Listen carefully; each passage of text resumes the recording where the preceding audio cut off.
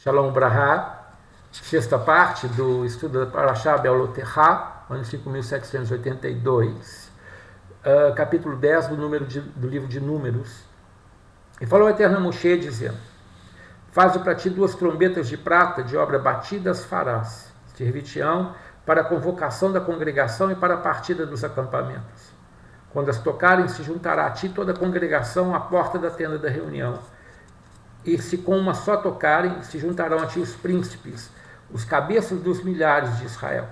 Quando tocares retinino, partirão os acampamentos que se acham ao oriente. E quando a tocardes retinino pela segunda vez, partirão os acampamentos que se acham ao sul. Retinino tocarão para as suas partidas. E para fazer juntar a congregação, tocareis e não retinireis. E os filhos de Arão, os sacerdotes, tocarão as trombetas. Serão para vós por estatuto perpétuo nas vossas gerações.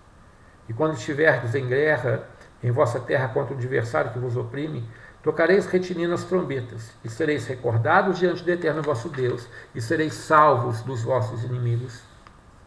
Também no dia da vossa alegria, nas vossas solenidades fixas, e no princípio dos vossos meses, tocareis as trombetas sobre vossas ofertas de elevação, sobre vossos sacrifícios de pazes, e vos serão por lembrança diante de vosso Deus. Eu sou o Eterno, o vosso Deus.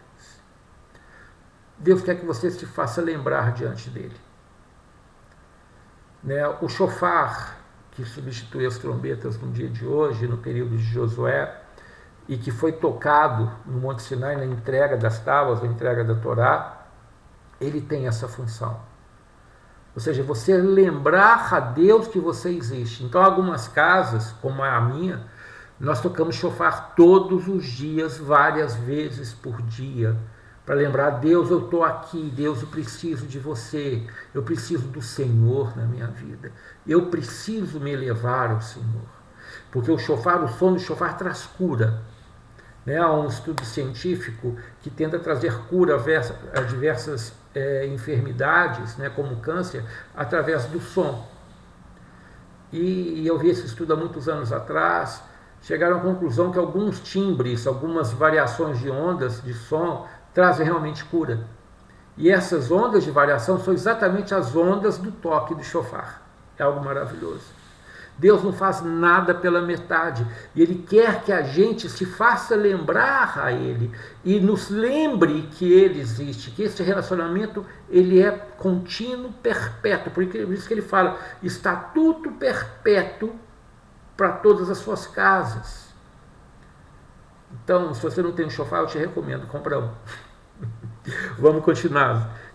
Versículo 11 do capítulo 10. E foi no segundo ano, no segundo mês, está vendo agora, já estamos no tempo certo, aos 20 dias do mês em que a nuvem se retirou de sobre o tabernáculo do testemunho. E puseram-se em marcha os filhos de Israel no deserto do Sinai, segundo a ordem de suas partidas. E pousou a nuvem no deserto de Parã, e partiram no princípio segundo o mandato do Eterno pelo intermédio de Moisés. E partiu o estandarte do acampamento dos filhos de Judá, em primeiro lugar, segundo seus exércitos. Sobre o seu exército estava Nachshon, filho de Aminadab, e sobre o exército da tribo dos filhos de Zahar, Netanel, filho de Zoar, e sobre o exército da tribo dos filhos de Evulum, Eliabe, filho de Helom. E foi desarmado o tabernáculo, e puseram-se em marcha os filhos de Gershon e os filhos de Merari, que levavam o tabernáculo. E partiu o estandarte do acampamento de Ruben, segundo seus exércitos. Sobre o seu exército, Elixur, filho de Shedeur. E sobre o exército da tribo dos filhos de Simão, Shelemuel, filho de Surishadai. Sobre o exército dos filhos de Gad, Eliasaf, ben Deuel. E puseram-se em marcha os queatitas, que levavam os objetos do santuário. E erigia-se o tabernáculo até que eles chegassem. E partiu o estandarte do acampamento dos filhos de Efraim, segundo seus exércitos. Sobre seus exércitos, Elishamá, filho de Amiúd. E sobre o exército da tribo dos filhos de Menashe, Gamleel, filho de Pedatsur. E sobre o exército da tribo dos filhos de Benjamim, Abidan ben Gidoni. E partiu o estandarte do acampamento dos filhos de Dan, que era a retaguarda dos acampamentos, segundo os seus exércitos. E sobre o seu exército, Ariezer, filho de Amishadai. Sobre o exército da tribo dos filhos de Asher, Pagiel, filho de Johan.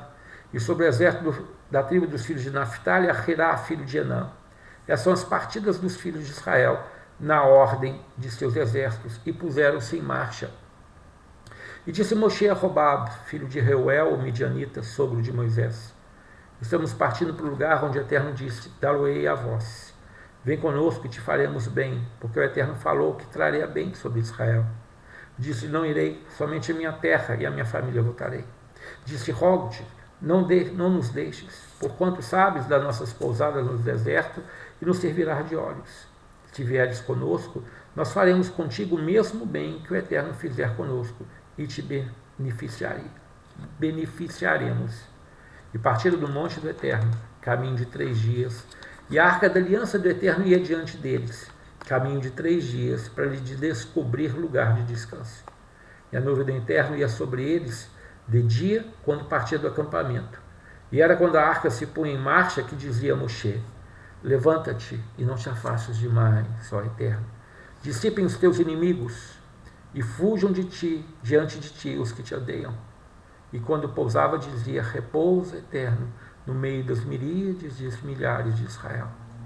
Quando nós abrimos a arca da Torá, Aron HaKodesh, no Shabat, a gente canta: Kumach Adonai ve'afutzu ovecha ve'anutzu misanecha mipenecha ki mitzion tesechet Torah ki mitzion tesechet Torah udevar Adonai mirushalayim Baruch Shenatan Torah HaTorah Baruch Shenatan Torah HaTorah Udevar Israel Migdushato.